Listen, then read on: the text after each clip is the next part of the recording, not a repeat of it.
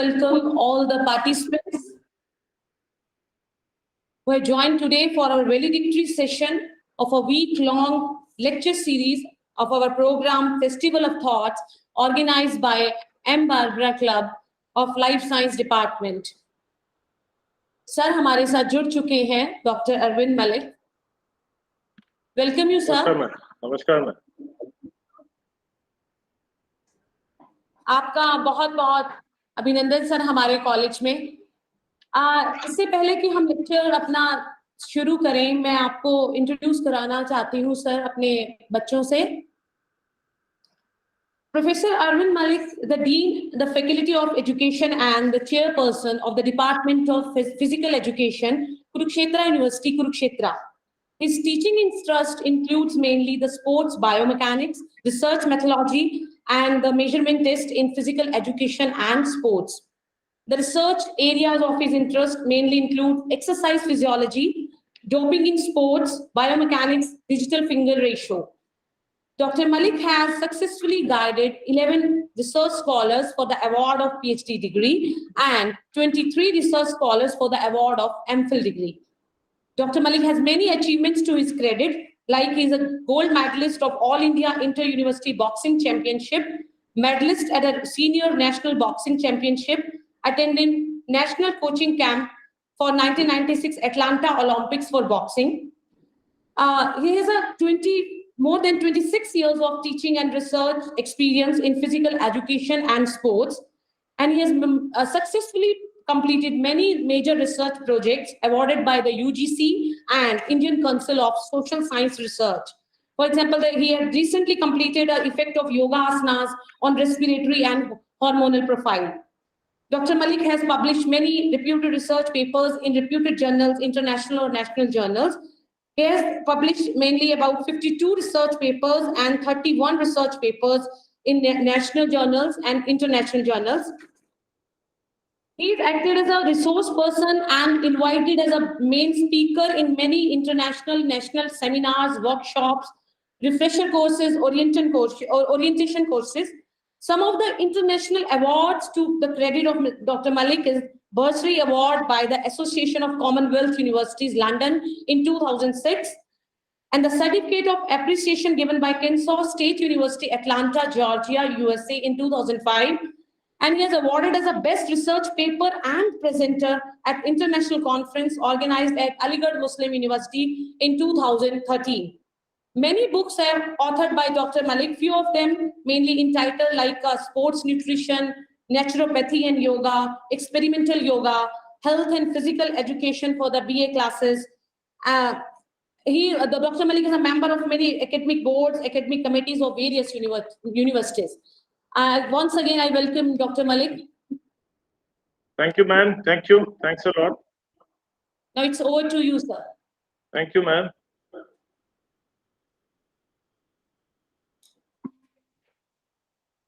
Please let me know whether my screen is visible. Yes, sir. Thank you. Thank you. Thank you, ma'am, for such a generous introduction of mine. I'll extend my thanks to your principal, Dr. Anu Atreja, ma'am, your director, Dr. Virendra Gandhi, ma'am, और आप सभी को Guru Nanak girls college के विद्यार्थियों को golden jubilee celebration की बहुत बहुत शुभकामनाएं. जैसा कि मेरा टॉपिक है, अगले तकरीबन 40 मिनट में एक ऐसे टॉपिक के बारे में बात करेंगे जो यकीन मानिए टॉपिक के जब मैं प्रेजेंटेशन खत्म करूंगा तो आप यकीन मानिए मैं दावा कर सकता हूं कि आप कहेंगे कि वाकई आज कुछ सीख के जा रहे हैं यहाँ से. That is physical literacy. अब तक आपने लिटरेसी की बात की होगी. लिटरेसी अब तक देखी थी कि हमारी पढ़ने लिखने की लिटरेसी से के लिए हम बात करते थे. आज हम बात करते हैं physical literacy. That is how much we know about our body. सर्वप्रथम एक स्लाइड दिखाता हूँ, एक सर्वे दिखाता हूँ जो जिसमें कि चौंकाने वाले नतीजे. एक टाइम्स ऑफ इंडिया दिसंबर 2019 के अंदर दिसंबर में एक रिपोर्ट प्रकाशित हुई थी कि उसके बाद कोविड आ गया था तो कुछ इंपॉर्टेंट रिपोर्ट्स नहीं आई. इस रिपोर्ट ने बड़े चौंकाने वाले आंकड़े दिए थे. क्या कहा था कि हमारे देश में हिंदुस्तान में तकरीबन 18 साल से ऊपर के जो व्यक्ति हैं, इंडियंस हैं, तकरीबन 64% एक्सरसाइज बिल्कुल नहीं करते। बड़े चौंकाने वाली चीज है। जो कि इनमें से जो एक्सरसाइज भी करते हैं, जो इनमें से जो बचे हुए एक्सरसाइज करते हैं, जो इनमें से जो बचते हैं वो एक्सरसाइज करते हैं, तो उनमें से भी जो एक्सरसाइज करते हैं, जो इनमें से 1/3 है, they do simple brisk walking and all this type of exercise. और इसमें से मात्र 11% जो बचे हुए हैं, इनमें से सिर्फ 11% लोग कार्डियो टीम गेम के अंदर पार्टिसिपेट करते हैं। और फर्दर चुकाने वाले जो आंकड़े क्या देखें, तो तकरीबन जो इनमें से जो बचे हुए थे, इनमें से मात्र 26% है जो योगा और क्रॉसफिट एक्सरसाइज करते हैं, और मात्र 10% ऐसा यूथ है मेरे देश का जो पुशअप पुलअप्स और ये एक्टिविटी करता है। अगली कुछ एक स्लाइड में देखेगा, मेरा एक निवेदन है सभी टीचर साहिबान से और सभी स्टूडेंट से, जो अब मैं बात करूंगा उसका मंथन जरूर करिएगा। एक सवाल आप सभी से है, जब आप फिजिक्स की क्लास में पढ़ने जाते हैं तो क्या सोच के पढ़ने जाते हैं? जब क्या आप ये सोच के जाते हैं कि मैं सीवी रमन बनने आया हूँ या आइंस्टाइन बनने आया हूँ? यकीनन नहीं, बिल्कुल इस ध्येय से बिल्कुल नहीं आते। हम सिर्फ ये आते हैं कि मेरा फिजिक्स का ज्ञान बढ़े, फिजिक्स की मेरी अंडरस्टैंडिंग बढ़े। जब आप मैथमेटिक्स की क्लास में जाते हैं या मैथमेटिक्स पढ़ने के लिए किसी बच्चे को भेजते हैं, या जब मैं मैथमेटिक्स किसी विद्यार्थी को पढ़ा रहा होता हूँ, यकीन मानिएगा मेरा ध्येय, मेरी सोच कभी ये नहीं रहती कि वह उसे मैं रामानंजू बनाऊंगा या वो शकुंतला देवी बनेगी। पर ये सिनेरियो देखिए चेंज हो जाता है। सिनेरियो कहाँ चेंज होता है, उस सिनेरियो चेंज होने का नुकसान देखिएगा, आप हैरान रह जाएंगे। ये क्या होता है कि जब कोई विद्यार्थी स्पोर्ट्स खेलता है, अगर कोई क्रिकेट खेलता है, तो यकीन मानिए हम उसकी तुलना धोनी और हम उसकी तुलना कहीं ना कहीं तेंदुलकर से कर बैठते हैं कि आप क्रिकेट खेल रहे हैं तो आप उस लेवल तक जरूर पहुंचे।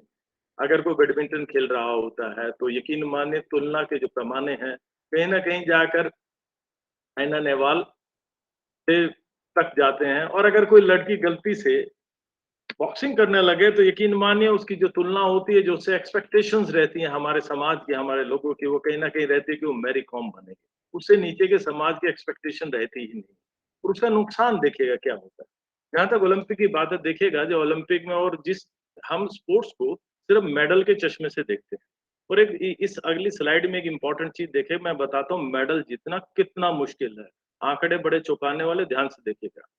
जो एक 100 खिलाड़ी जो ओलंपिक में पार्टिसिपेट करता है, उसमें से चांसेस रहते हैं कि एक मेडल विजेता होगा। 100 में से मात्र एक मेडल विजेता होगा।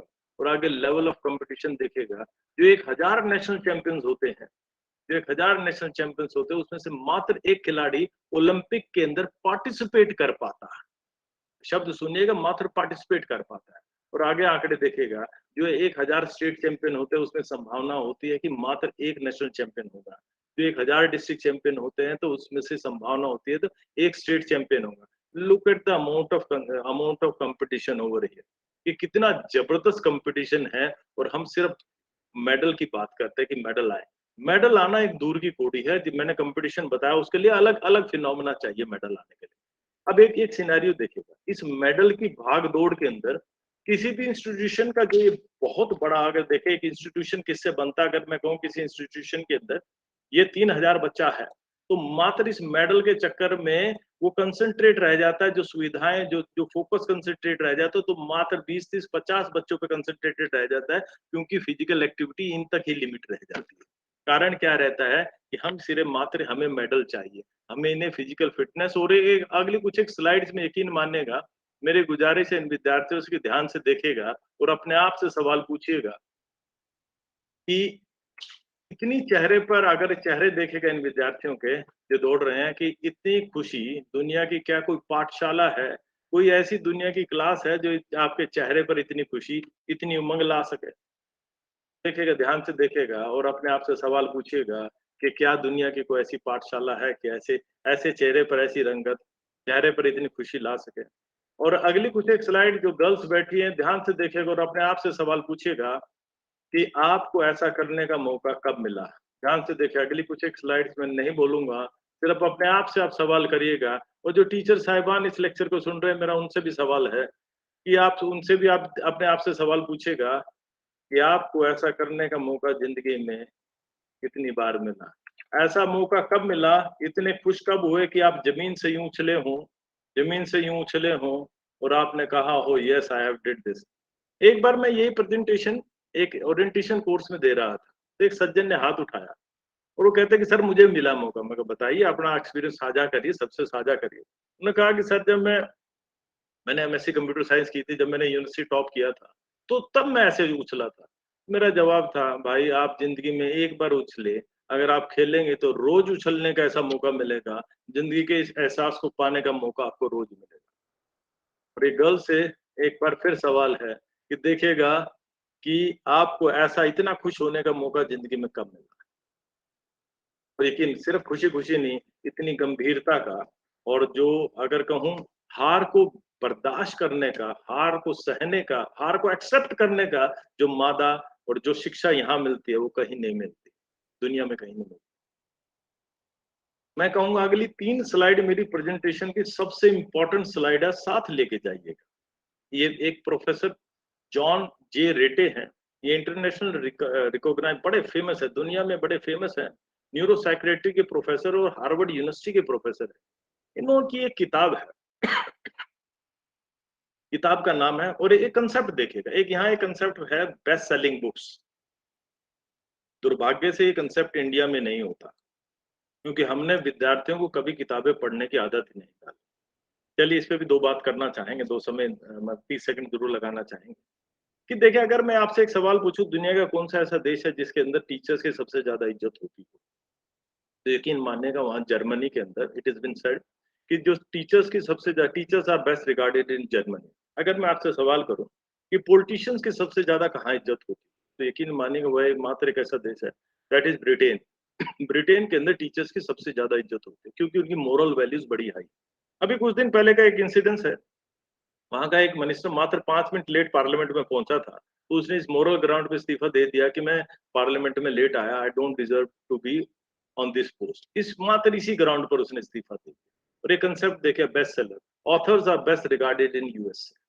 दुनिया में जितने भी ऑथर है, majority of them are from the USA, क्योंकि वो लोग किताबें पढ़ते हैं। अगर विदेश जाने का, भ्रमण करने का मौका मिला हो, तो वहां देखिएगा अगर कोई लोग हमारी तरह फालतू बातें नहीं करते, हर किसी के बैग में किताब मिलेगी और वो किताब पढ़ते रहते, कुछ ना कुछ लिटरेचर पढ़ते थे। इसीलिए वहां से ये कंसेप्ट आता है बेस्ट सेलिंग बुक्स का।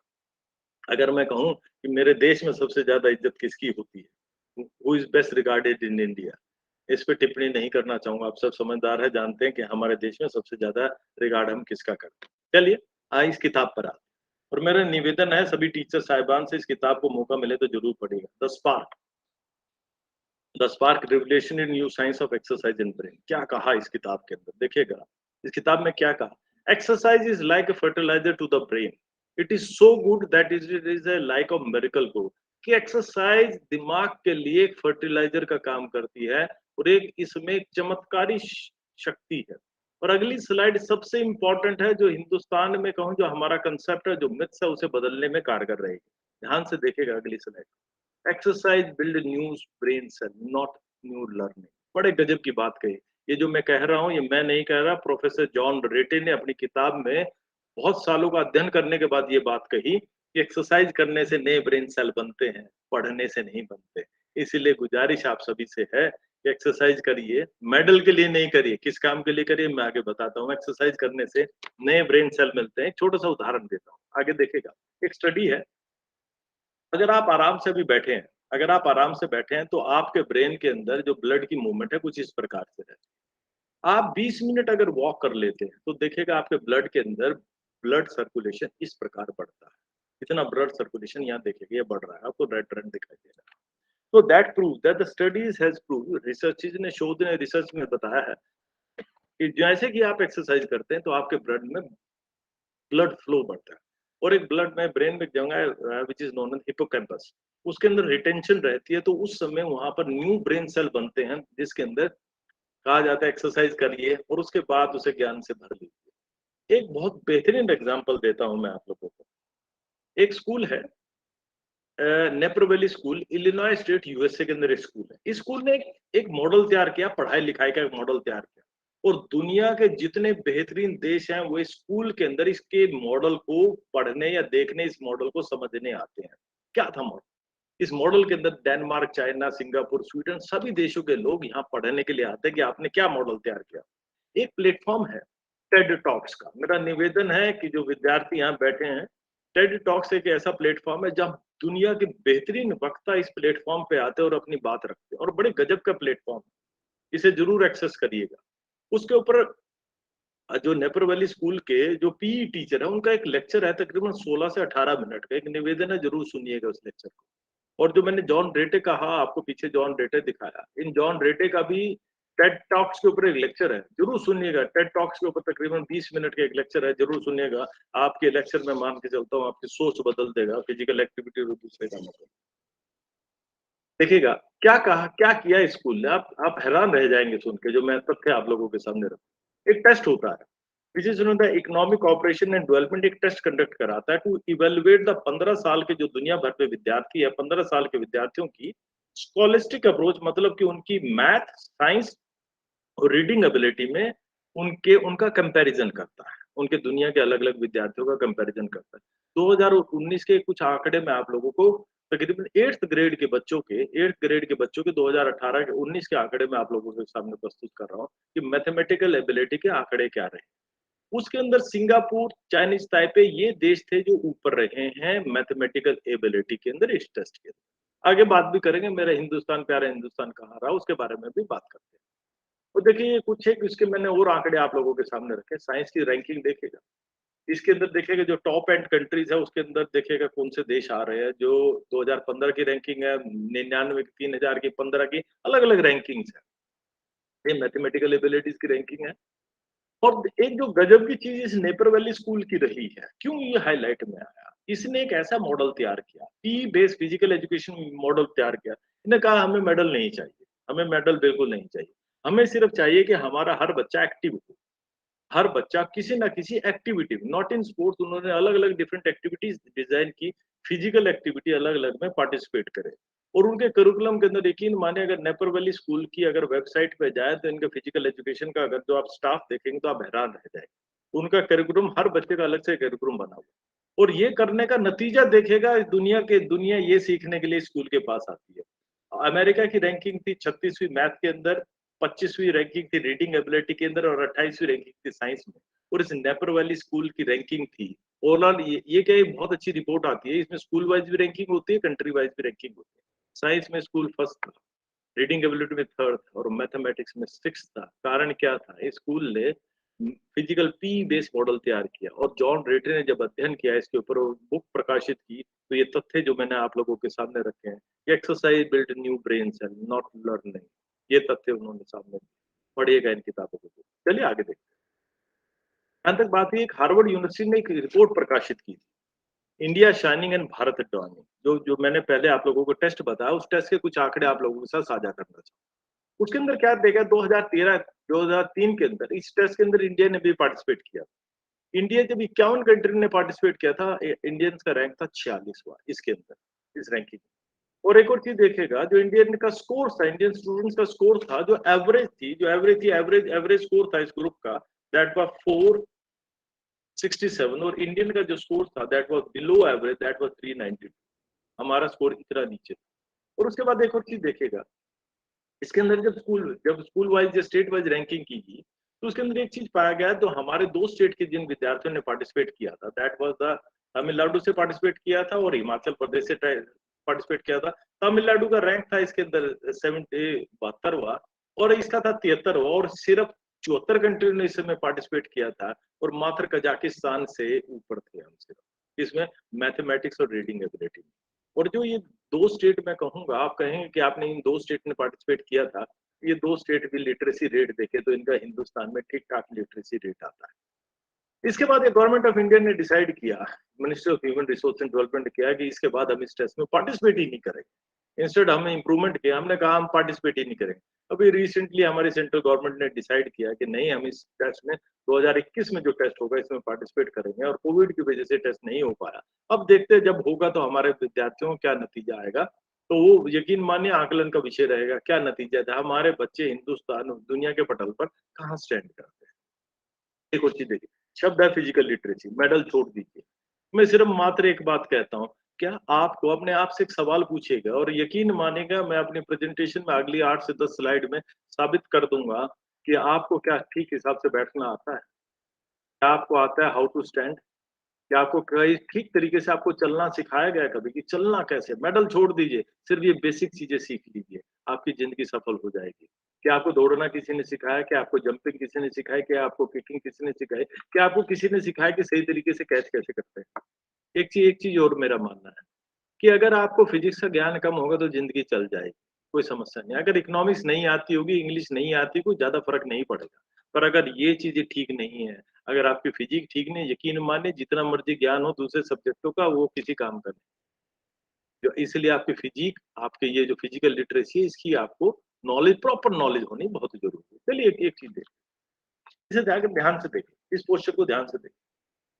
क्या कभी आपने अगर मैं ये लेक्चर फिजिकल मोड की ऑनलाइन मोड की जगह फिजिकल मोड से होता तो यकीन मानिए मैं बहुत सारे विद्यार्थियों से प्रैक्टिकल करके आपको बहुत सारी नई-नई चीज़ें दिखाता और बताता कि कैसे आकलन किया जाता है, आपके पोस्चर का कैसे आकलन किया जाता है और क्या सब चीज़ की जा सकती है और उसे कैसे सुधारा जाता है। ध्यान से देखिएगा, अगर एक सही पोस्चर के बारे में बात करूँ तो सही पोस्चर है, एक इरेक्ट पोस्चर है, तो लाइन ऑफ ग्रेविटी साइंस की बात करते हैं लाइन ऑफ ग्रेविटी इसके बीच से जानी चाहिए, कुछ ऐसे जानी चाहिए। ये जो पोस्टर दिखाए गए ये नहीं है और यकीन और एक और मैं दावे से कह सकता हूँ, आप लोग अगर अपने आप को साइड से खड़े होके देखेंगे, तो आपके पोस्चर कुछ एक इनमें से किसी एक के मिलेंगे। अगली स्लाइड देखें। एक बेहतर पोस्चर क्या माना जाता है? There are the 4 different curves. Cervical curve है, थोरिक कर्व है, लुम्बर है और सैक्रम कर्व। ये चारों कर्व क्लियरली विजिबल होनी चाहिए अगर ध्यान से देखें। इस पोस्चर में देखें तो चारों कर्व क्लियरली विजिबल हैं, साइड से खड़ा करके देखते हैं। पर अब अगर मैं आप लोगों को साइड से खड़ा करके देखूं तो बहुत सारे बच्चों में और बहुत सारे टीचर साहिबान में भी इनमें से किसी किस्म की आपको साइड में खड़े करके एनालिसिस करके देखे तो आपका पोस्टर कुछ इस प्रकार का मिलेगा। और एक और बहुत गजब की चीज आप अगर खड़े होकर देखिएगा, मैं 90% क्योंकि मेरा विषय है, मैं इस विषय का विद्यार्थी हूँ, तो इस पे शोध भी करता रहता हूँ, कि आपका बैलेंस पोस्चर होना चाहिए यूँ खड़े होने का। 90% का आप में से एक आधा कंधा नीचे मिलेगा, एक कंधा यूँ डिप करता मिलेगा, दूसरा कंधा ऊपर मिलेगा। आप कभी भी सीधे खड़े होने हम बहुत कम मिलेंगे, जिनका पोस्चर बैलेंस होगा और उसका कारण क्या होगा वो भी मैं आपको बताऊँ। कारण ये है कि आपको किसी ने कभी ठीक हिसाब से खड़े होना, ठीक हिसाब से चलना, ठीक हिसाब से बैठना बताया ही नहीं। देखिएगा, ध्यान से देखिएगा। अगर आप देखें इन पोस्चर्स को 2 पोस्चर्स को ध्यान से देखें। आप यूँ बैठे बहुत सारे अभी भी आप चेयर पे बैठे हो, आपको कह देते कि जो बताते हैं क्या कि कैसे बैठना है, बिल्कुल यूँ सीधे होके बैठना है, सीधे होके बैठने में एक नुकसान है, ध्यान से देखें। ये आपकी बोन है, इलियम इस्चियम प्यूबिक, तीनों बोन्स इसके अंदर आपकी जो पेल्विक बोन है, इलियम इस्चियम प्यूबिक तीनों मिलती है, this is area is known as एस्टम, बीच वाला एरिया जहाँ हिप जॉइंट बनता है। और इस हिप जॉइंट के बीच के अंदर देखिएगा, आपकी जो सेंटर ऑफ मास ट्रेवल करना चाहिए, ये एसिटाबुलम के थ्रू करना चाहिए, बीच से कर आप यहाँ देखें, अगर आप देखें तो it is going through the acetabulum, इसीलिए इस पोस्चर को ठीक मानते हैं। अगर इस वाले को मैं देखूं, इसमें कहाँ से जा रहा है, इसमें पीछे जा रहा है, इससे पीछे जाता है, इससे पीछे से ट्रेवल कर रहा है, तो ये पोस्चर गलत हो रहा है। तो आज के बाद हमेशा ध्यान रखिए, बिल्कुल ये वाला पोस्चर बैठने वाला नहीं, इस पोस्चर को रखिएगा। ध्यान रखिएगा कि आपका जो वेट ट्रांसफर हो रहा है वो वेट आपके एसिटाबुलम के बीच से जाए, that will be much better. इस चित्र को ध्यान से ध्यान से देखना कि आप बैठकर अपने शरीर पर कितना और आपकी खासकर स्पाइनल कॉर्ड और दूसरे एरिया को आप क्या हाल बना देते हैं जिस हिसाब से आप बैठते हैं, जिस हिसाब से आप बैठते हैं। तो होना क्या चाहिए था, इसे यूं सीधा होना चाहिए था और आप बैठे होंगे, आप में से बहुत सारे यूं करके बैठे होंगे, जो पहले पोस्ट थे बहुत सारे आप लोग ऐसे बैठे होंगे। चलिए आगे देखते हैं। एक बहुत बेसिक सी चीज़ है, बहुत बेसिक सी चीज़ है और मैं मान के चलता हूँ कि ये आप जैसे जिस हिसाब से आप करते होंगे, उस हिसाब से मेरा एक निवेदन है, इसको उस हिसाब से बेहतर तरीके से आप करेंगे, आज के बाद करेंगे तो चीज़ ज़्यादा बेहतर हो जाएगी। चलिए एक चीज़ देखते हैं। आप उठते कैसे हैं? चेयर से खड़े कैसे हो? अभी तक तो बात बताई कि आपने खड़ा कैसे होना है। मैं कहता हूँ आप चेयर से आप तो बैठे अगर प्रैक्टिकल करके दिखाता तो आप यकीन माने इट इज़ प्योर साइंस। होता क्या है, जब आप बैठे आप चेयर पे इस प्रकार बैठे, आपके पैर इस चेयर से इतनी दूर है। अब होगा क्या, जब आप बैठेंगे, जब आप खड़े होंगे तो आपको क्या होगा आपको बेंड करना पड़ेगा कुछ इस प्रकार। क्यों करना पड़ेगा? क्योंकि आपको अपना सेंटर ऑफ मास बेस में लाना हो। आपको सेंटर ऑफ मास अपना बेस में लाना हो। जब तक आपका सेंटर ऑफ मास बेस में नहीं आएगा, आप खड़े नहीं हो पाएँगे। और खड़े होने के लिए इसीलिए आपको क्या करना पड़ेगा, झुकना पड़ेगा। जब झुकेंगे तो आपके इस एरिया के ऊपर बहुत लोड, बहुत टेंशन आती है और इस एरिया के अंदर क्या होता है आगे डिटेल से बता। अब आज के बाद एक यहाँ से मेरे लेक्चर से 2-4 चीज़ें साथ ज़रूर लेके जाइएगा। जब भी खड़े हों, जब भी आगे खड़े हों तो एक छोटा-सा काम करें। जब भी आज के बाद खड़े हों, तो खड़े होने के लिए इसको मैं थोड़ा ठीक कर देता हूँ। जब आज के बाद जब भी आप खड़े हो, खड़े होने के लिए एक छोटा-सा काम करिएगा। जब भी आप खड़े हो, एक पैर को पीछे ले आएँ, एक पैर को पीछे ले आएँ, एक पैर को आगे रखें, आगे-पीछे करके खड़े हों। जब आप आगे-पीछे करके पैर को खड़े होंगे या खड़े होंगे आगे जब चेयर को जब खड़े होंगे या दोनों पैरों को पीछे ले जाएँ या दोनों पैरों को यहीं पे पीछे ले आएँ, उससे होगा क्या? आपको कम बेंड करना पड़ेगा। आपको कम बेंड करना पड़ेगा क्योंकि आपका बेस पीछे है, आपका बेस पीछे और आपकी सेंटर ऑफ मास जल्दी बेस में आ जाएगा, इसलिए आपको कम बेंड करना पड़ेगा। आज के बाद जो विद्यार्थी सुन रहे हैं, जब भी कभी खड़े हों और ये आपको अभी लग रहा है, यकीन मानिए अभी लगता है कि गर्ल्स के अंदर क्योंकि गर्ल्स कॉलेज है, इसमें लेक्चर दे रहा हूँ मैं, इसीलिए मेरा निवेदन आप सबसे है, इस हैबिट को आप अपना लीजिए, नहीं तो आप गर्ल्स सबसे ज़्यादा लेडीज़ को लोअर बैक पेन की समस्या रहती है। आगे और चीज़ बताऊँगा, उनके और दूसरे कारण क्या है। ये पुअर पोस्चर की बैठना कैसे और खड़े कैसे होना, इस कारण ये समस्या बहुत ज़्यादा रहती है, मूलतः ये कारण रहते हैं। अब एक सबसे बड़ी चीज़, एक निवेदन है सब टेस्ट ज़रूर करिएगा। ये एचलियस टेंडन है, ये गैस्ट्रोसिनेमियस मसल है, इसके साथ नीचे सोलियस मसल। अगर आप अपने टखने से ऊपर पैर को लेके जाएँ तो ये आपको टेंडन नज़र आएगा। आपकी ये कैल्केनियस बोन है, आपकी हील की जो हड्डी है, इसके ऊपर का एक टेंडन है ये। अगर पैरों के नीचे हाथ लगा के देखेंगे, आपको कुछ इस प्रकार का नज़र आएगा, कुछ इस प्रकार का नज़र आएगा। और मैं दावे से कह सकता हूँ, अगर मैं आपके वहाँ फिज़िकली प्रेज़ेंट होता तो 90% के पैर कुछ ऐसे मिलेंगे। होना क्या चाहिए था, इसे ऐसा होना चाहिए था। ये ऐसा ना होकर इसके अंदर प्रोनेशन मिलेगी और इस प्रोनेशन का नुकसान देखिएगा, आप हैरान रह जाएँगे, इस पैर का बेंड होने का क्या नुकसान रहता है। देखें, अभी इसको ध्यान से देखना, चित्र को अगर आप ध्यान से देख रहे हैं, आपके पैर की जो आर्च है, ये शॉकर का काम करता है। जो ट्रकों में देखे होंगे, ये क्या करता है, ये शॉक का काम करता है, रिकॉल का काम करता है। ये रिकॉल काम कहाँ आता है? देखिएगा अगली स्लाइड में दिखाता हूँ।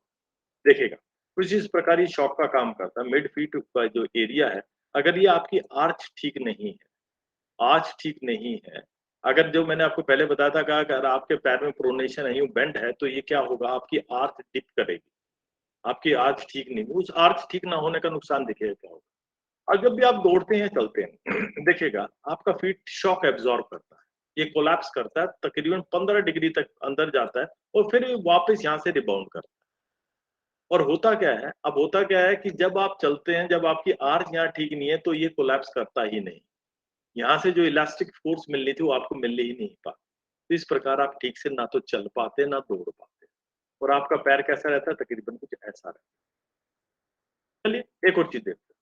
ये तो मैंने पीछे से दिखाया। अगर इसे इस पैर को हम आगे से देखें, अगर इस पैर की अलाइनमेंट देखें, इस पैर की अलाइनमेंट कुछ इस प्रकार की, अगर पैर आपका पीछे से टेंडन ठीक है, तो अलाइनमेंट कुछ आपकी यूँ होनी चाहिए। पर आप अगर आपका पीछे से, जैसे मैंने बताया, आपका टेंडन तिरछा है और ये दावे से कह सकता हूँ 90% जो विद्यार्थी, वो टीचर साहिबान वहाँ बैठे, उनका ऐसे मिलेगा। अगर प्रैक्टिकली होता तो मैं प्रैक्टिकली करके दिखाता, आप लोगों को बताता। तो आपके क्या होने से क्या होता है, इसमें अलाइनमेंट का क्या होता है? अलाइनमेंट आपका देखिए कहाँ आ रहा है, ये घुटने के यहाँ, और इसका नुकसान आगे बताता हूँ क्या है। इसीलिए हो गया, पैर कैसा चाहिए आपको, ऐसा चाहिए, पर होता है आपका कुछ इस प्रकार का, कुछ इस प्रकार का होता है। तो ये कंडीशन बहुत कम विद्यार्थियों में मिलती है, ना ये ना के बराबर मिलती है। ये कंडीशन मिलने की बहुत ज़्यादा संभावना है।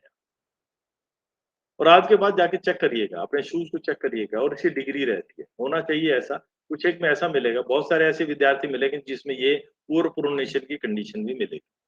अब ओवर प्रोनेशन की कंडीशन देखिए, ध्यान से देखना इस स्लाइड को। आप जब चलते हैं तो क्या करता है, आपका पैर ज़्यादा डिप करता है और उस डिप करने का नुकसान देखिएगा, ये पैर जब क्या करता है, आपका डिप करता है और इसका नुकसान देखिए क्या। और इसका पता लगाने का एक बेसिक सा तरीका है, आपके जितने घिसे हुए जूते हैं, ध्यान से देखें अपने जूते को, जो थोड़ा पुराना हो जाता है, आपके जूते को कुछ इस प्रकार घिसना चाहिए, बीच से घिसना चाहिए, ये घिसना चाहिए। और आप अपने जूते उठा के देखना, उसका अंदर वाला ये वाला एरिया घिसा हुआ मिलेगा।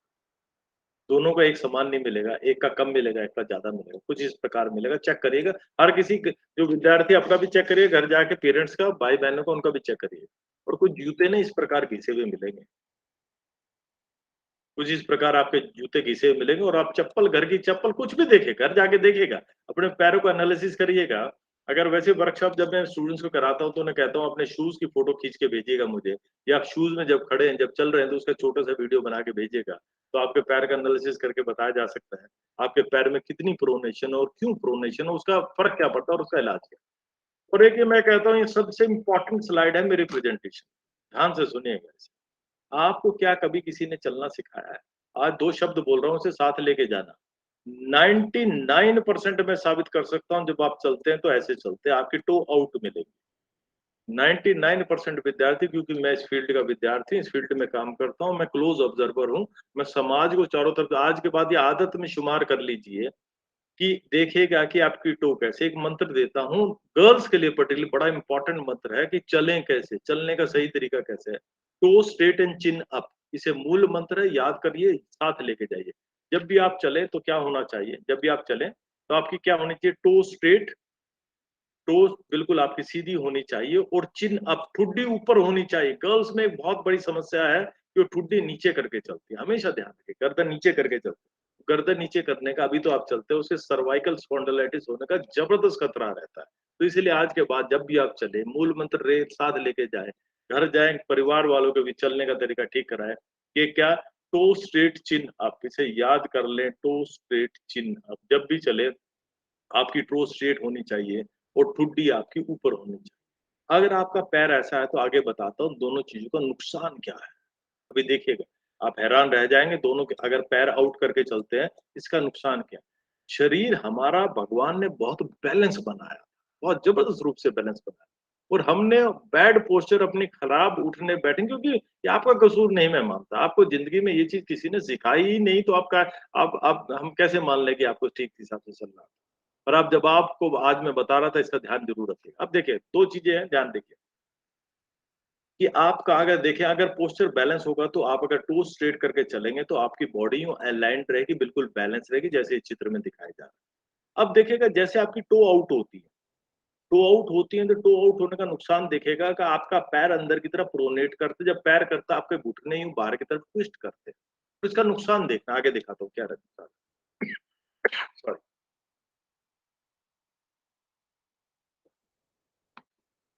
ये देखिए, अगर आपका पोस्चर बिल्कुल बैलेंस है, आप ठीक से चलते हैं, तो आपके दोनों घुटने ही ना बिल्कुल बराबर एक सिरे पे मिलेंगे। या आपके पेल्विक भी बिल्कुल अलाइन्ड मिलेंगे, आपके कंधे भी बिल्कुल सीधे मिलेंगे। आपको मैंने कहा था, एक स्लाइड में पिछली में कहा था, अगर आपको आधों को खड़ा करके देखो तो एक कंधा आपका नीचे मिलेगा और एक कंधा आपको ऊपर मिलेगा। उसका कारण कंधे में नहीं है, उसका कारण कहीं न कहीं आपके पैरों में है, यहाँ से। इसका फ़र्क देखिएगा कि जब आपका पैर यूँ ट्विस्ट-ट्विस्ट करता है, अंदर की तरफ प्रोनेट करता है, आपका घुटना अंदर की तरफ जाता है। अंदर की तरफ जाता है तो पेल्विक नीचे की तरफ टिल्ट करता है और अगली स्लाइड में देखिएगा, ये आपकी सर्वाइकल जो आपकी कहूँ जो लुम्बर रीजन है, ये भी ट्विस्ट करता है। एक कंधा नीचे जाता है, इसको पैरेलल का ये नीचे जाता है, इसको काउंटर बैलेंस करने के लिए ऊपर आता है और ये इफ़ेक्ट दे अगली स्लाइड को ध्यान से देखिएगा, बैलेंस कैसा रहना चाहिए? कुछ ऐसा रहना चाहिए। 2 स्लाइड है, इसे ध्यान से देखिएगा और चीज़ को समझिएगा। होना क्या चाहिए? बिल्कुल ऐसी अलाइनमेंट रहनी चाहिए बॉडी की। जब अलाइनमेंट ना रहती, होनी क्या चाहिए? बॉडी ऐसी रहनी चाहिए। ना जब आप ठीक से काम नहीं करते, पोस्चर पैर अंदर की तरफ मुड़ता है। देखिए पैर अंदर की तरफ ये प्रोनेशन दिखा रहा है इसके अंदर। प्रोनेशन पैर अंदर की तरफ मुड़ता है, तो अंदर देखिए घुटना अंदर की तरफ जाता है और क्या-क्या चीज़ें होती है अगली स्लाइड में दिखाता हूँ। ध्यान से देखिए। पैर कैसा होना चाहिए? बैलेंस कैसा होना चाहिए? आपका पोस्चर बिल्कुल यूँ बैलेंस होना चाहिए और बैलेंस कब आएगा? जब आप टो स्ट्रेट करके चलना सीखेंगे। आपकी आर्च पीछे की टेंडन ठीक होगा तब ये काम हो पाएगा। अगर आपकी आर्च अंदर की तरफ, अगर पैर बाहर निकालेंगे तो आपकी आर्च यूँ डिप करेगी तो घुटना कहाँ जाएगा? अंदर की तरफ जाएगा। ये अंदर की तरफ जाएगा तो पेल्विक नीचे जाएगा। एक पेल्विक टिल्ट करेगा और एक और गज़ब की चीज़ देखिएगा, ये करने से आगे मैं आगे दिखाता हूँ नुकसान क्या होगा। इसको काउंटर बैलेंस करने के लिए ये कंधा ऊपर जाएगा, ये कंधा नीचे होगा। इसका नुकसान देखिएगा, क्या गज़ब की चीज़ है। हमारा शरीर क्या बनाया और हमने अपने गलत पोस्चरल हैबिट से उसे क्या का क्या बना दिया। देखिए, अलाइनमेंट चाहिए मुझे कुछ ऐसी, ये नी के 2 कॉन्डाइल्स हैं। ये बराबर घिसने चाहिए, बराबर इनकी दूरी अगर बराबर रहती है तो दोनों बराबर रहेंगे। अगर मैं देखना, अगर मेरा पैर यूँ टिल्ट यूँ करता है तो होता क्या है, एक कॉन्डाइल ज़्यादा घिसता है, घुटना मेरा अंदर को पैर मेरा अंदर को ट्विस्ट करता है। एक घुटना ज़्यादा रगड़ खाता है, एक कॉन्डाइल ज़्यादा घिसता है, दूसरा कॉन्डाइल कम घिसता है। जब ये घिसता है तो लोड कहाँ पड़ता है, ये यहाँ पे हमारे हिप जॉइंट पे लोड पड़ता है। तो इसकी अलाइनमेंट जो सीधी होनी चाहिए, इसकी भी अलाइनमेंट बिगड़ती है। अब ये अलाइनमेंट बिगड़ती है तो ये सबसे बड़ा इफेक्ट पड़ता है आपकी इसके ऊपर L4 L5। बहुत सारी फीमेल्स को साइटिक की प्रॉब्लम है, साइटिक नर्व की प्रॉब्लम है। आगे देखिएगा ये टेढ़ी हो जाती है। होना क्या चाहिए? दोनों का गैप बराबर चाहिए। जब ये होता है तो ये तिरछी हो जाती है। तिरछी होने का कारण क्या है? एक तरफ की नर्व्स यहाँ से दबनी शुरू हो जाती है। और दबनी शुरू हो जाती है और देखिए आपकी स्पाइन भी टेढ़ी हो जाती है, उससे होता क्या है, सर्वाइकल शुरू हो जाता है आपको, सर्वाइकल, माइग्रेन, 50 किस्म की समस्याएं आपको शुरू हो जाती है। तो वही चीज देखिएगा, नर्व्स कुछ यहाँ से ऐसे निकलती हैं और जब ये तिरछी हो जाती है, जब ये तिरछी हो जाती है, हुई किस वजह से, ये नीचे नीचे की वजह से हुई। और इसकी वजह से देखिएगा L4 L5 का साइटिक पेन। और एक और चीज है, जो बच्चे बैठे हैं ना, इनको लग रहा है सर हम पैर रख रहे कोई फर्क नहीं पड़ता। बच्चों, इस चीज का ध्यान दीजिएगा, अभी आप जवान हैं, बॉडी के अंदर एनर्जी है, बॉडी के अंदर एनर्जी है, मसल्स में स्ट्रेंथ है। जो जो आपकी उम्र बढ़ती है, there is in a female there is a particular condition which is known as menopause. After that the absorption, calcium absorption deteriorates. उसके बाद जो समस्याएं आनी शुरू होती है आफ्टर 45, जो फीमेल्स के साथ समस्याएं आनी शुरू होती है, वो उसके अंदर अगर उनसे बचना है, अगर उनसे बचना है तो अपने पोस्चर को ठीक रखिएगा, सर्वाइकल से बचे रहेंगे, साइटिक पेन से बचे रहेंगे, इन सब चीजों से बचे रहेंगे। मूल मंत्र क्या है, ठीक से चलिएगा, ठीक से चलना सीख लीजिए। अब देखिएगा, जैसा कि मैंने आपको कहा था, बहुत सारी घरों के अंदर फीमेल्स को देखिए, माताएं बहनों को ये बड़ी समस्या है, घुटने बदलवाए जाते हैं। कैसे? और जब घुटने बदलते, घुटने ऐसे नहीं बदलते, उसमें पूरा हथौड़ा चलता है और पूरा ये देखिएगा, पूरा नया चीज लगता है, कुछ ऐसे। अपने घुटनों पे अगर हथौड़ा चलवाना चाहते हैं तो चलिए, जैसे मर्जी चलिए, जैसे मर्जी उठिए, जैसे मर्जी काम करें, दिस नो डाउट है। अगर आप इससे बचना चाहते हैं, इन चीजों से बचना चाहते हैं, ठीक से चलिएगा और अपना एनालिसिस, पैरों का एनालिसिस कराइएगा, ठीक से चलें, सीधे चलें। मूल मंत्र जो मैंने आप लोगों को दिया था, टो स्ट्रेट, चिन अप, उसका ध्यान रखें। और एक जो चीज देखिए, सही हिसाब से जूते पहनिए। जूता पहनना, एक अच्छा जूता सेलेक्ट करना एक कला है, सच बताऊं, it's not, it is A science behind it. जब भी सॉरी, जब भी कभी जूता, एक दो टिप्स देता हूँ, ज्यादा समय नहीं है, एक दो टिप्स देता हूँ।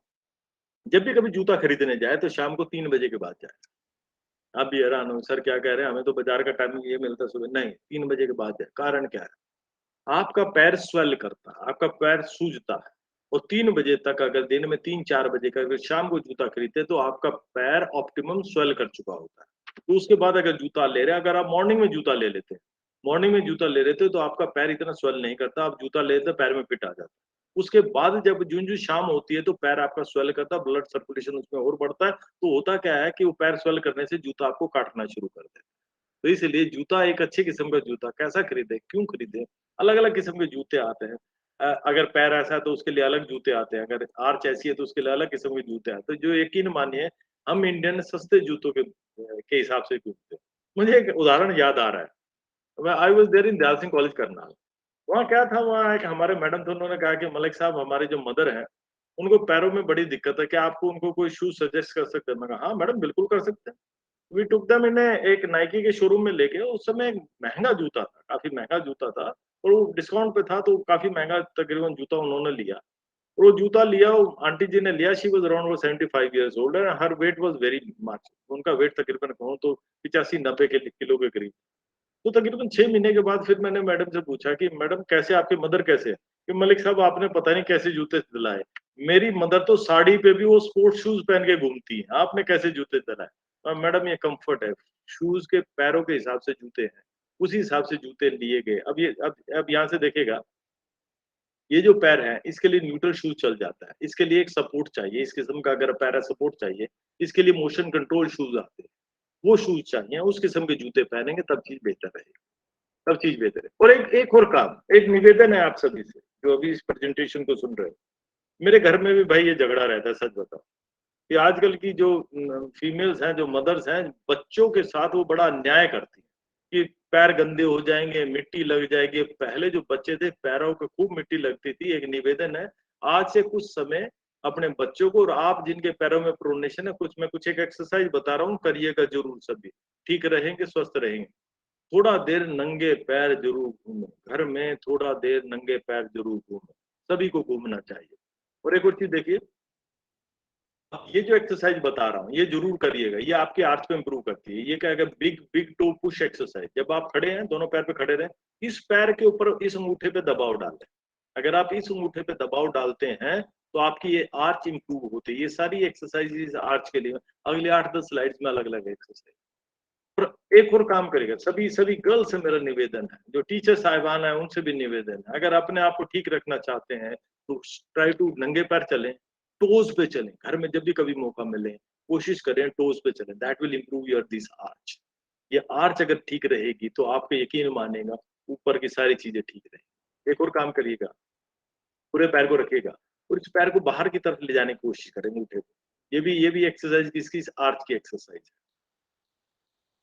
कोशिश करिए जब भी कभी मौका मिले दिन में 20 से 30 बारी ये एक्सरसाइज जरूर करें। 20 से 30 बारी एक्सरसाइज जरूर करें, कुछ समय नहीं लगता इसके अंदर। और कोशिश करें टॉवल से रखें, इसको अपनी तरफ खींचे, ये भी एक्सरसाइज जरूर रहे। ये गैस्ट्रोसिनेमियस मसल और सोलिस मसल की एक्सरसाइज हम बेहतर है। कोशिश करें जब भी कभी नंगे पैर घर में घूमते हैं, एक छोटी सी बॉल ले लें, उसको ऊपर रखें और यहाँ से पुश करें, दबाएं इससे। इससे क्या होता है, ये आर्च इंप्रूव होती है। ये आर्च इंप्रूव होती है तो बहुत सारी समस्याओं का समाधान हो जाता है। कोशिश करें बॉल रखें तो कुछ ऐसे करने की कोशिश करें। That is again a wonderful exercise. अगर कर पाए एडी ऊपर करें, दोनों पंजे यहाँ रखें, एक छोटी बॉल ले लें और इसको दबाएं, पैरों से दबाएं, तो क्या होगा, that will improve with this arch. ये आर्च आपकी इंप्रूव होगी। तो एक और छोटा सा काम करें, जरूर करिएगा, एक निवेदन है आप सभी से, जो कुछ करेंगे यकीन मानना, जो ये एक्सरसाइज करेंगे ये आप अपने लिए करेंगे। मैं हमेशा एक चीज कहता हूँ विद्यार्थियों को, if you are doing exercise, ये सिर्फ एक ऐसा काम है जो आप अपने लिए करेंगे। अगर आप एक्सरसाइज करेंगे तो उसका सिर्फ आपको ही बेनिफिट है, सिर्फ आपको ही बेनिफिट होगा। एक टॉवल ले लीजिए, एक टॉवल ले लीजिए कुछ इस प्रकार, उस पर पैर रखिएगा और धीरे धीरे एडी को यहीं रहने दीजिए। इस पैर से इस टॉवल को अपनी तरफ इकट्ठा करिएगा। This is again wonderful exercise for this art. Again there is a few more exercise. एक और चीज मैं देखेगा, when I was there talking to the girls in the girls college, एक बड़ी इंपॉर्टेंट चीज है। अगर मैं वहां होता तो फिजिकल मॉड में होता तो आपको और बहुत सारी एक्सरसाइज बताता। एक चीज होती है फीमेल्स के लिए, पेल्विक डिप, हिप डिप की एक समस्या रहती है। जब आप देखेंगे फीमेल्स के अंदर क्या रहता है, उसका कारण भी मैं बताता हूँ क्यों होता है वो। कि जब आप देखेंगे उनकी पेल्विक मूवमेंट ज्यादा रहती है, मेल्स के मुकाबले में उनकी पेल्विक मूवमेंट ज्यादा होने का एक बहुत बड़ा कारण है, दैट इज ग्लूटियस मीडियस। एक आगे चित्र देखते हैं, यहाँ से समझ में ज्यादा आएगा। लेकिन this is one is a gluteus medius, एक मसल है जो यहाँ पे लगा रहा हो तो ऊपर से, और ये ट्रोचेंटर, ग्रेटर ट्रोचेंटर है, इसका फ्यूमर बोन का यहाँ तक अटैच रहता है। ये रहता है, ये क्या करता है, ये डिप नहीं करने देता, इसे पकड़ के रखता है। जब हम चलते हैं तो इसे पकड़ के रखता है, इसे डिप नहीं करने देता। अगर ये दोनों मसल स्ट्रांग है तो आप अगर स्ट्रांग है तो आपकी पेल्विक मूवमेंट नहीं होगी। पेल्विक मूवमेंट जो ज्यादा होती है, पर्टिकुलर फीमेल्स में बहुत में देखा है, काफी मूवमेंट होती है पेल्विक।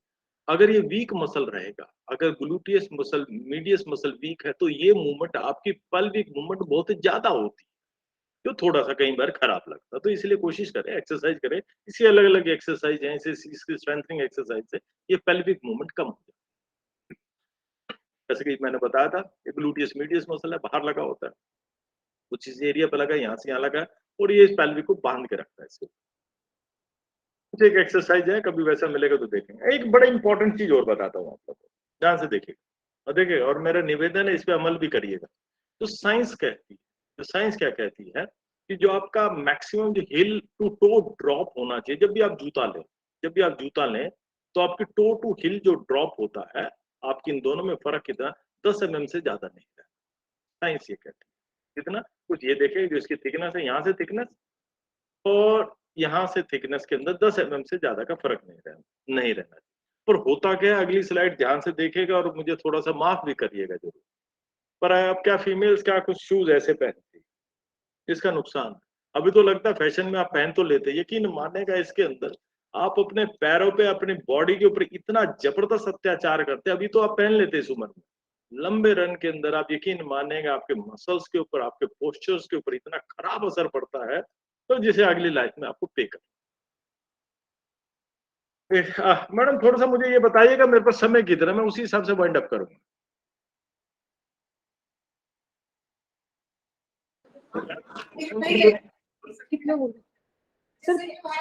सर आप इनफ टाइम है, आप प्लीज और बताइए, हमें बड़ा अच्छा लग रहा है। नहीं चलिए, पर मैडम एक सच बताऊं, एक ऑनलाइन मोड की एक थोड़ी लिमिटेशन है। अगर ऑफलाइन मोड में होता तो मैं आपको बहुत सारी चीजें बहुत बेहतर तरीके से बता पाता। चलिए कोई बात नहीं, लेट्स बियर विद इट। एक और चीज है, ये मैं कहता हूँ इस स्लाइड को साथ लेके जाइएगा, बड़ी इंपॉर्टेंट चीज दिखा रहा हूँ आप। That is science. देखो फिजिकल एजुकेशन को हम ऐसे ही मानते हैं, ये तो वैसे विसल बजाते गौरव में चूने वाले, यकीन माने this is pure science different. अब एक चीज है, ये चीज साथ लेके जाना, बॉयज और गर्ल्स, जो सॉरी जो टीचर साहिबान सुन रहे हैं, जो गर्ल्स सुन रहे हैं, और घर में भी जाके बताइएगा। आपने एक चीज नोट की होगी, बहुत सारी फीमेल्स हैं जो खूब वॉक करती हैं, वॉक करने से फिर भी उनका कभी भी बॉडी वेट कम नहीं होता। आप सबको परेशानी, सब पतले होना चाहते हैं, और पतले होने का दूसरा तरीका, एक्सरसाइज का तरीका नहीं निकालते, वो दूसरा तरीका निकालते। क्या? वो डाइटिंग करते हैं। डाइटिंग करने से गैस्ट्रिक प्रॉब्लम बढ़ती है और 50 किस्म के अल्सर, पेट में अल्सर हो जाते, गैस हो जाती, चिड़चिड़ापन हो जाता, बहुत सारी दूसरी समस्याएं हो जाती।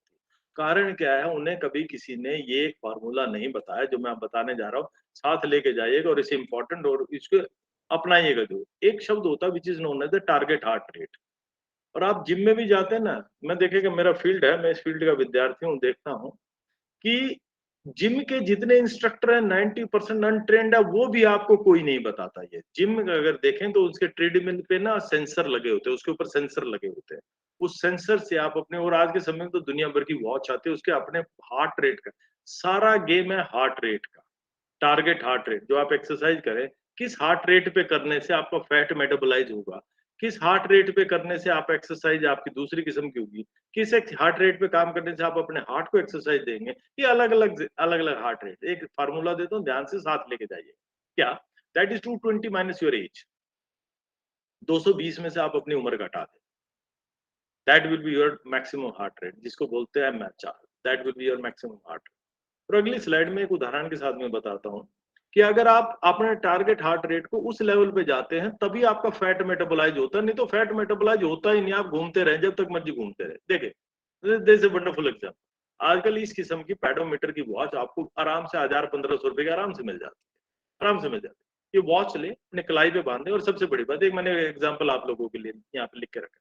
If somebody is 36 year old, कहूँ कि 36 साल का है, तो उसे क्या करें, 220 में से माइनस कर लें, कितना, 184 आ गया। अब एक यहाँ मैंने 4 जोन रखे हैं, ये देखिएगा।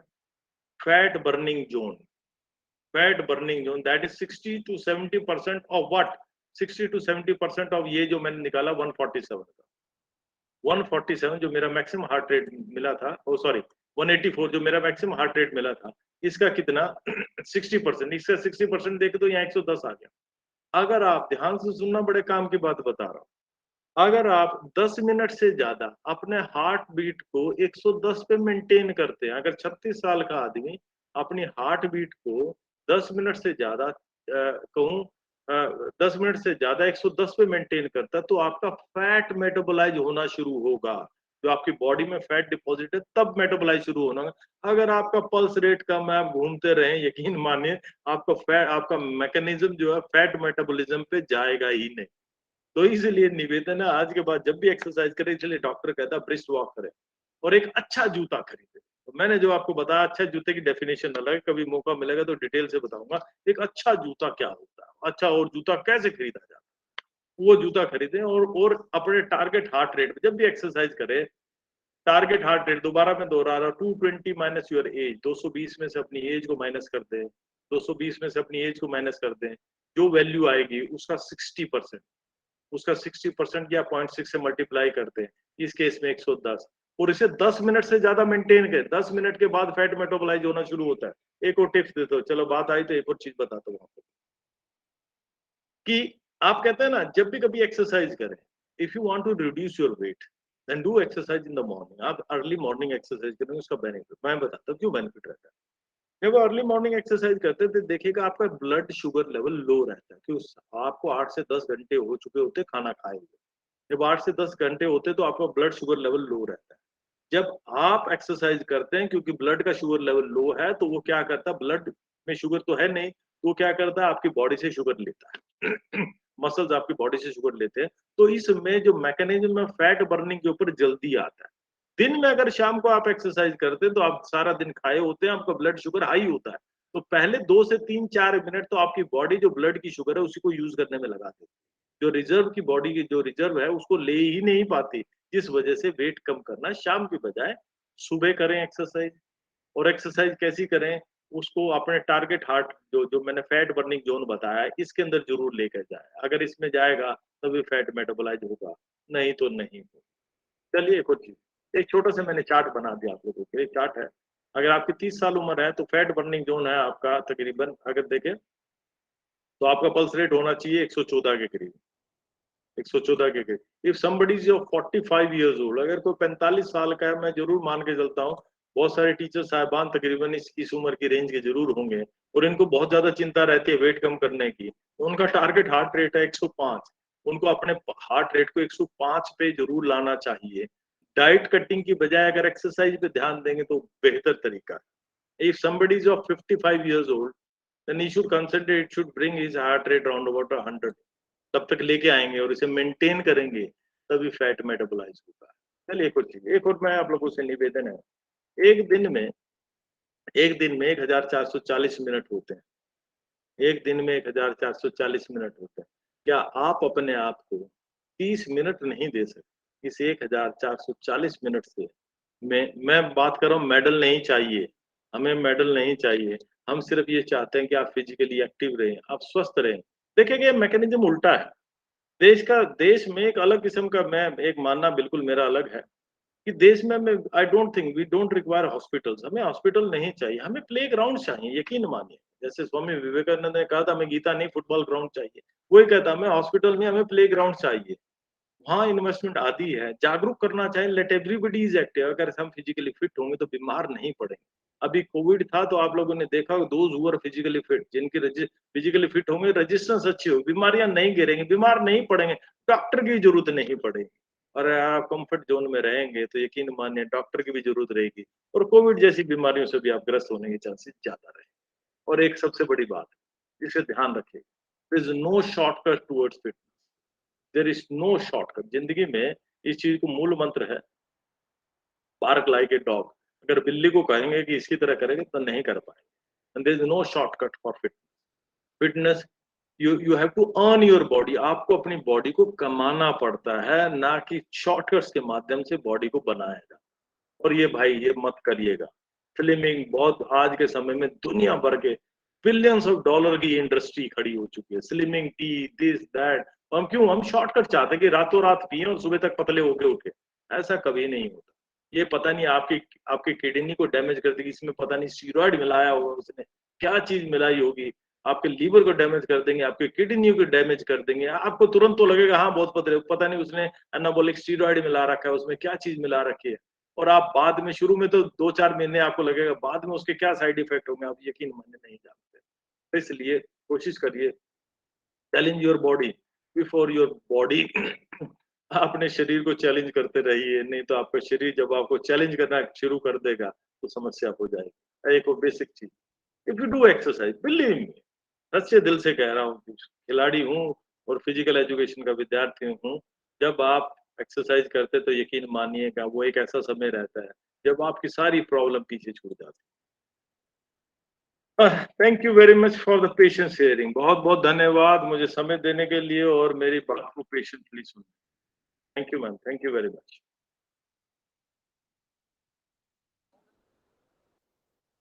Thank you very much sir, आप बहुत अच्छा लगा और हमारी डेली लाइफ से रिलेटेड आपने प्रॉब्लम्स बताई हैं, हमें सच में उठना भी नहीं आता और बैठना भी नहीं आता और सही से चलना भी नहीं आता। आपके लेक्चर के दौरान मैं सोच भी रही थी कि जो आपने जूते का पिक्चर दिखाया है कि मेरे जूते स्पेशली वैसे ही घिसे होते हैं जैसे आपने बीच में बताया है। मतलब हम नोट कर रहे हैं कि सचमुच हम वो चीजें करते हैं, हमें इतनी एज में भी नहीं ढंग से चलना आता। बहुत इंफॉर्मेटिव लेक्चर था आपका सर। मैं एक क्वेश्चन पूछना चाहती हूँ आपसे और बाकी स्टूडेंट्स को भी मैं आपसे कुछ क्वेश्चन पूछेंगे कि आई होप कि आप हमारा आंसर दें। सर एड़ी में दर्द होता है तो डेफिनेटली मेरा पोस्चर सही नहीं है, मैं सही से चलती नहीं हूँ कभी, क्योंकि जो आपका वो जूते वाला पिक्चर देखा तो मुझे लगा मेरे ऊपर अप्लाई होता है।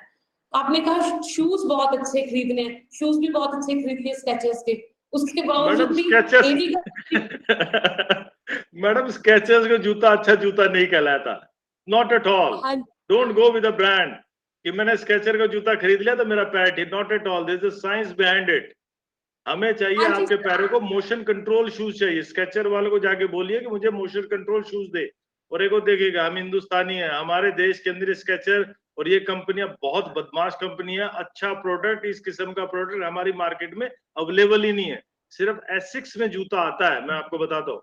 आप जैसे जो है, जो आप कह रहे हैं आपके एडियो में दर्द कुछ इस किस्म का रहता है, तो आपको मोशन कंट्रोल शूज चाहिए। उसे बताए कि मुझे मोशन कंट्रोल शूज दो।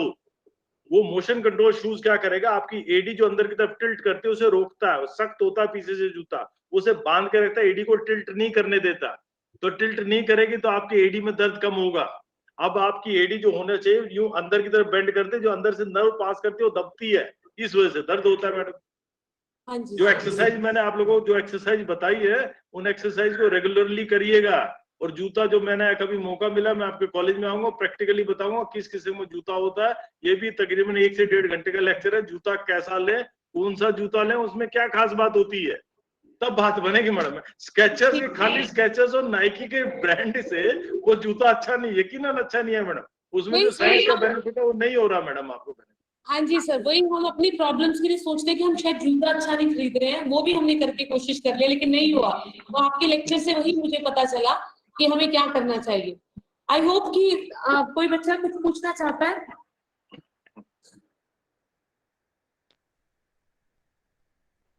नमस्कार सर। नमस्कार मैडम। आपने कहा मोशन कंट्रोल शू, तो सर दुकानदार को तो नहीं पता होगा मोशन कंट्रोल शू मैडम मैंने कैसे- आपको एक शब्द कहा कि जी। हमारे जो इंडियन की मानसिकता है ना मैडम, 90% जो हमारा जूता है ना, हम सिर्फ नाइकी का लोगो देखते हैं। अच्छा नाइकी का जूता 25 देखे गए जूते महंगे क्यों हैं? आप एक अगर मैं, क्योंकि एक मेरा लेक्चर मेरी स्पेशलाइजेशन है how the shoes are been design. अच्छा अगर जो जूता आता है उसके पीछे बिलियंस ऑफ डॉलर वो रिसर्च के लिए लगाते हैं। अगर मैं सच बताऊं, आज के समय में जो जूते आ रहे हैं, जो अच्छी टेक्नोलॉजी इंडिया में अवेलेबल नहीं है, उसमें कार्बन की प्लेट डाल दी उन्होंने, और जो उसका सोल है वो एयरप्लेन में जो इंसुलेशन इस्तेमाल होती है वो सोल इस्तेमाल करते हैं, जो आप चलते हैं तो you feel like that you are jumping. इस किस्म के जूतों की टेक्नोलॉजी दुनिया में आ गई। हम हिंदुस्तानी सस्ता जूता खरीदने के अंदर रहते हैं, हाँ, और ना वो ये कंपनियां हमें अवेलेबल भी नहीं कराती हिंदुस्तान में। मैं आपको बता रहा हूँ, आपके नॉर्मल दुकान में नहीं, मैं ऑनलाइन सर्च करिएगा, अगर आप कहें तो मेरे पास है, मेरे पास सारी डिटेल है, किस किस कंपनी का ऑनलाइन जूता आता है, मोशन कंट्रोल आता है। कई किस्म के शूज है मैडम, सिर्फ एक मोशन कंट्रोल नहीं, इसमें भी 4 वैरायटी के शूज आते हैं। मोशन कंट्रोल शूज आता है, एक स्टेबिलिटी शूज आता है, एक न्यूट्रल शूज आता है, अलग अलग शूज है, उनके अलग अलग स्पेसिफिकेशंस है उससे जूता लिया जाता है, ऐसे नहीं लिया जाता। सर हम ये डिटेल्स आपसे जरूर चाहेंगे, जब भी कभी मौका मिला हम आपको दोबारा बुलाना चाहेंगे। लेकिन फिर भी कुछ बेसिक्स आप बता सकते हैं कि हम क्या जाकर कहें या पाँव में डाल के क्या देखें कि कितना कंफर्ट है। आप मैडम बेसिक चीज मैंने आपको कई चीजें बताई। सबसे एक तो निवेदन ये है कि जो मैंने एक्सरसाइज बताए उनको एक्सरसाइज को रूटीन में, अगर किचन में भी काम कर रहे हैं तो थोड़ी देर अगर एडी आप करके काम कर लेंगे तो कोई समस्या नहीं आएगी। बेसिक प्रॉब्लम क्या है, जब भी आपकी आर्च अगर आपकी खराब होगी, आपका पैर अंदर की तरफ टिल्ट करेगा तो एडी का दर्द और ऊपर साइटिक पेन, सारा शरीर गड़बड़ होता चला जाएगा। तो सबसे बड़ी जरूरत है कि आप देखिएगा, देर इज नो शॉर्टकट। हमेशा ध्यान रखें, there is no shortcut towards this one. आपको एक्सरसाइज से मसल की शेप ठीक लानी पड़ेगी, आपको एक्सरसाइज से आर्च को रिवाइव करना पड़ेगा, तब कहीं जाकर पेन ठीक होगा। खाली जूता पहनने से नहीं होगा। जूता उसके अंदर सिर्फ 10% मदद करेगा, 90% एक्सरसाइज मदद करेगी उसके अंदर। थोड़ा समय एक्सरसाइज के लिए, थोड़ा समय अपने आप के लिए निकालिए, नहीं तो बुढ़ापे में बहुत दिक्कत होने वाली है। डॉक्टर साहब नमस्कार। नमस्कार। नमस्कार सर, बहुत एनलाइटनिंग टॉक थी आपकी और वाकई बहुत अच्छा लगा। बहुत से नए इश्यूज हमें पता लगे, जानकारी बहुत बढ़ी। मैं एक चीज़ थोड़ा सा जानना चाहूँगा और कमेंट्स आपके चाहूँगा कि क्या आपने जितने ये बॉडी पोस्चर्स के बारे में बात की है, इसको कभी आप इंडियन कॉन्टेक्स्ट में योग के साथ कभी रिलेट करके इसको कभी आपने प्रेजेंट किया है? क्योंकि योग के ऊपर भी सारे का सारा बॉडी पोस्चर्स के करेक्टनेस के ऊपर सारा जोर है। और अगर आप योग के और कुछ एस्पेक्ट्स देखें तो ट्रायंगल बेसिस जो बॉडी के हैं उसके ऊपर बहुत जोर उन्होंने दिया हुआ है। आई होप आप तो जानते ही होंगे, आपका तो फील्ड है।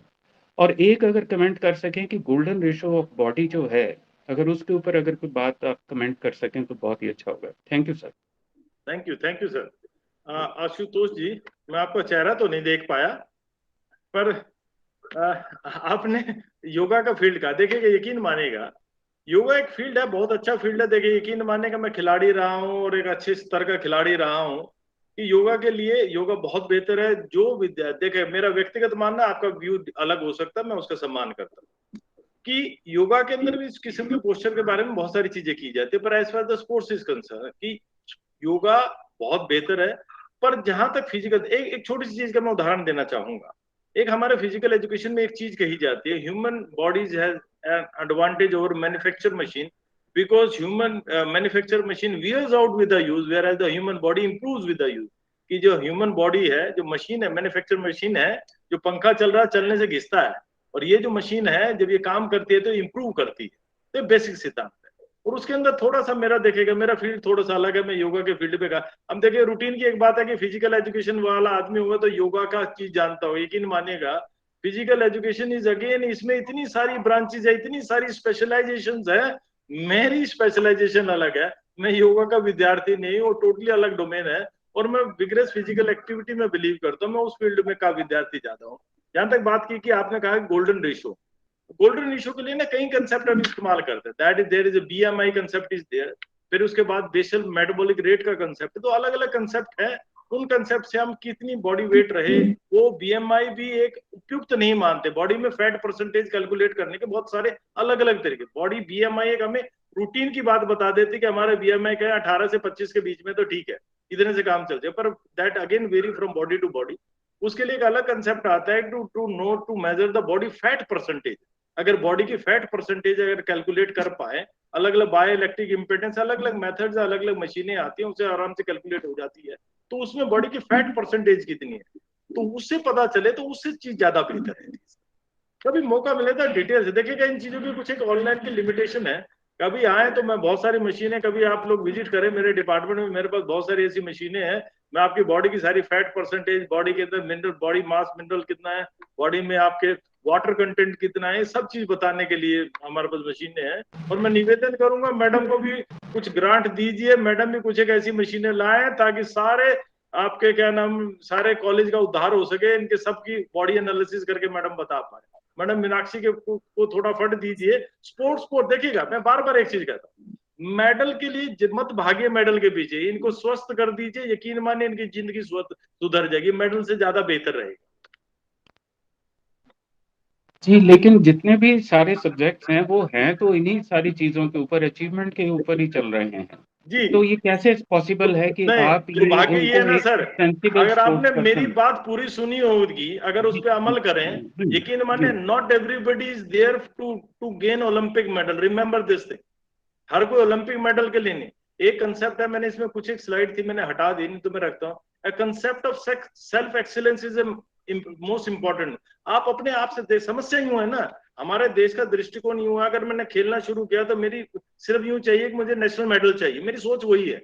मैं ये नहीं सोचता कि मैं अपने आप को बेहतर करूंगा तो मेरी रेजिस्टेंस पावर इंप्रूव होगी। आपके कॉलेज के अंदर 3000 लड़कियां हैं, इसमें मात्र कितनी खेलती होंगी? अब देखिएगा ये कंसेप्ट देखिए, इस मेडल के प्रेशर में जो फिजिकल एजुकेशन की जो कहूं मैं प्लेजर कहूं, जो बॉडी को ठीक करने का कंसेप्ट मात्र कहूं तो 50 बच्चों तक सीमित रह गया।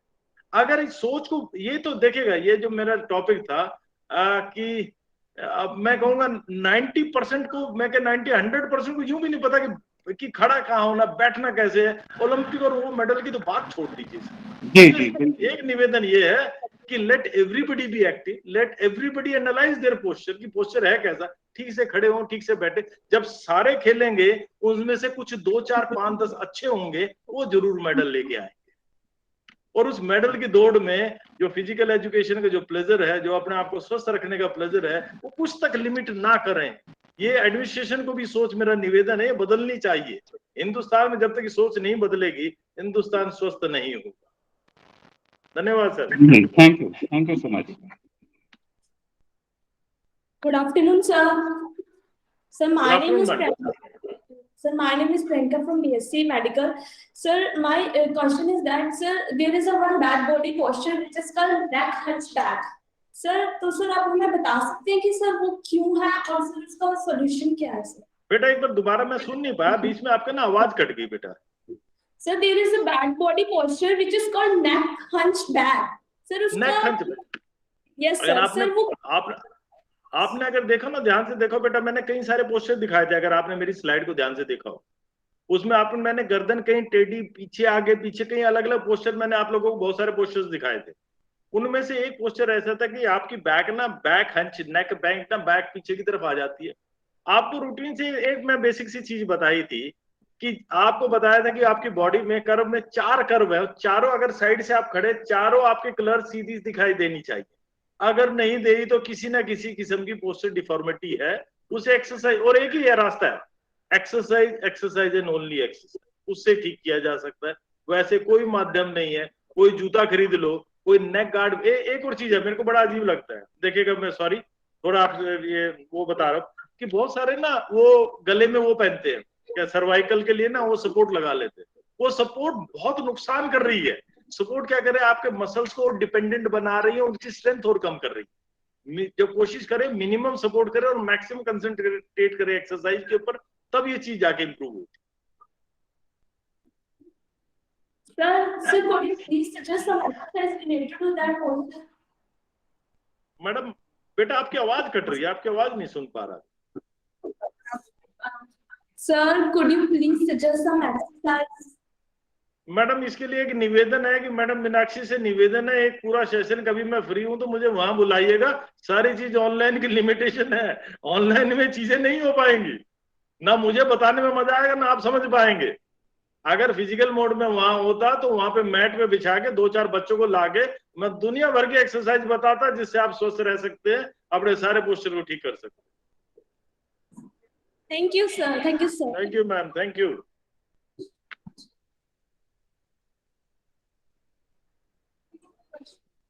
Some question. Should I say?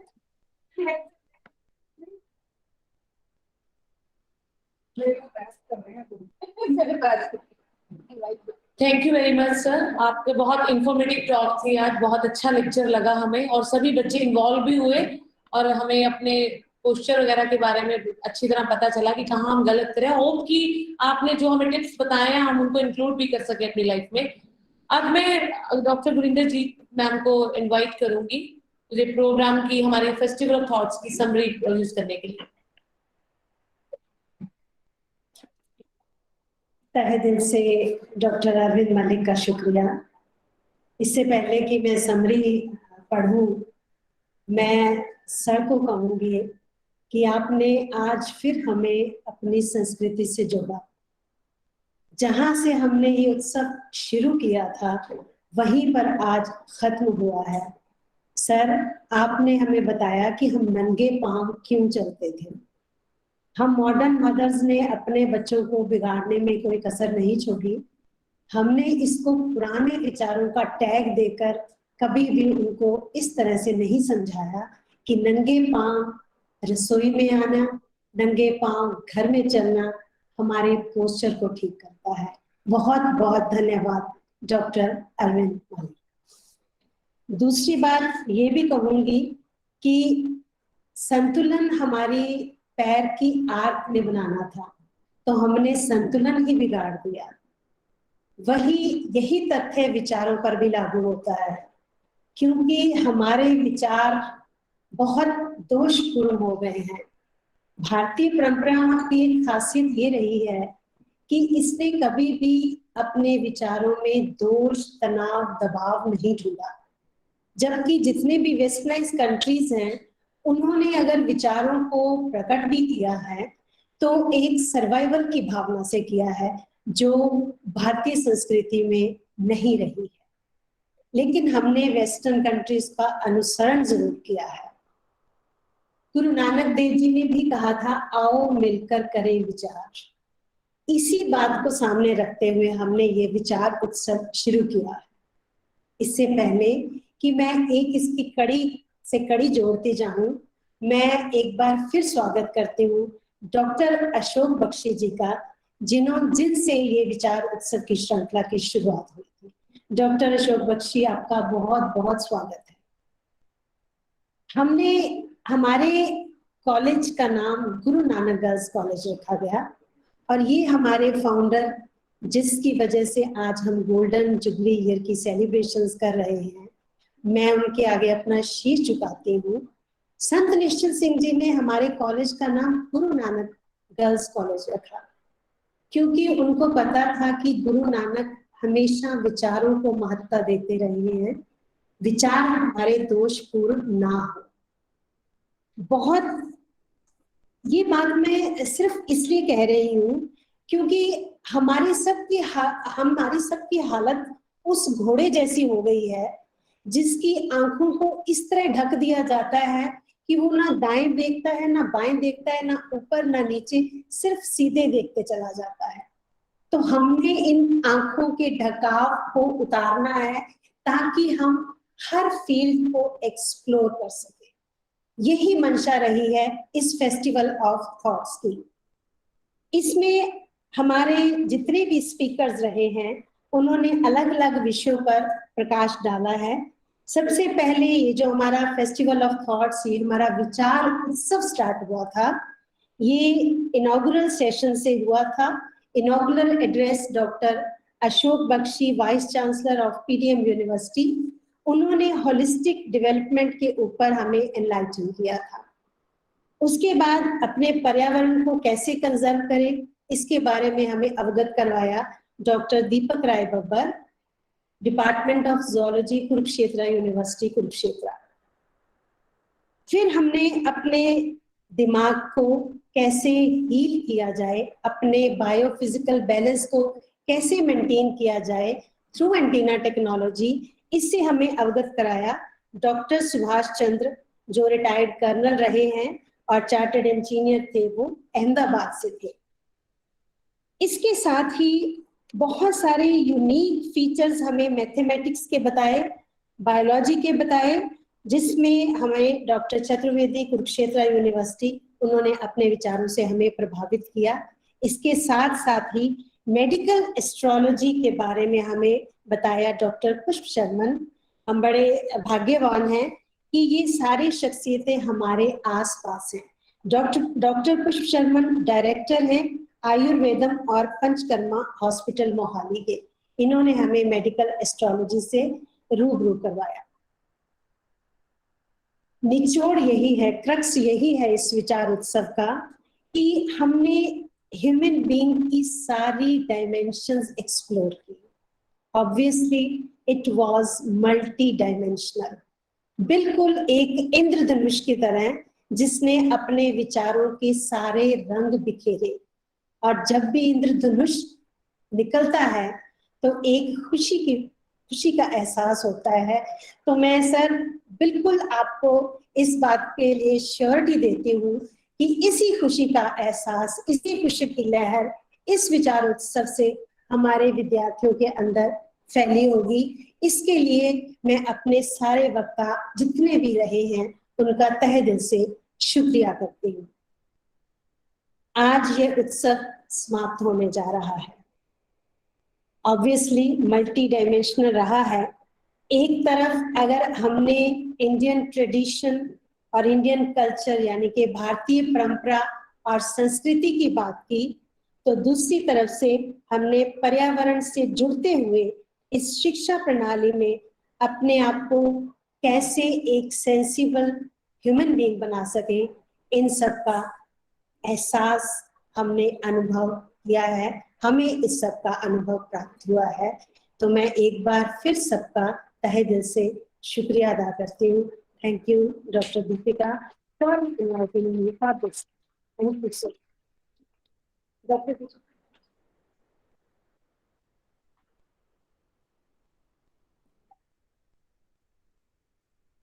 Thank you Vrindjeet ma'am. अब मैं इनवाइट करना चाहूंगी मीनाक्षी मैम को for a formal vote of thanks. Meenakshi ma'am.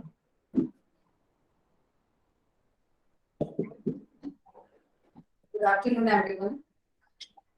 शब्द नहीं है मेरे पास। वृंदजीत मैडम ने ऑलरेडी सबको थैंक्स किया है और दीपिका मैडम ने भी यही बात की। सर मलिक सर जी का मैं थैंक्स करना चाहूंगी। Sir we are very thankful to you on the behalf of JNG College, on the behalf of all the faculty members as well as on the behalf of the principal and director of JNG College, Yamuna Nagar sir.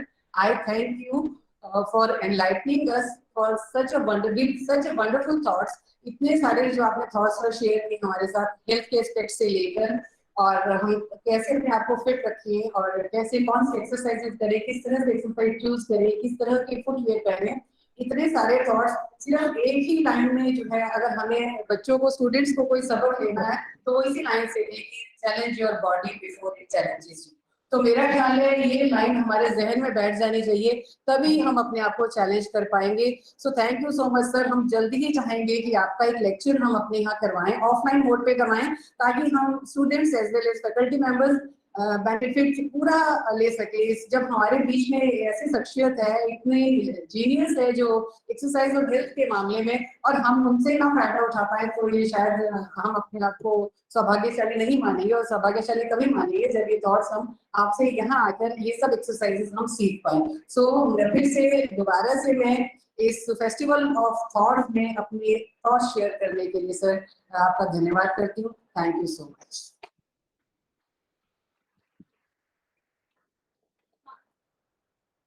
ये थी Meenakshi ma'am हमारे physical education department से। Last में हम सब बहुत सारे teachers दूसरे कॉलेजेस से भी जुड़े हुए हैं, सीके सिन्हा मैम और सर, आई डोंट नो, मैं आपको देख तो पा नहीं रही हूँ। आपने मुझे लगता है हमसे रिकॉर्डिंग भी मांगी है। आई होप कि आपको आज का लेक्चर बहुत अच्छा लगा है।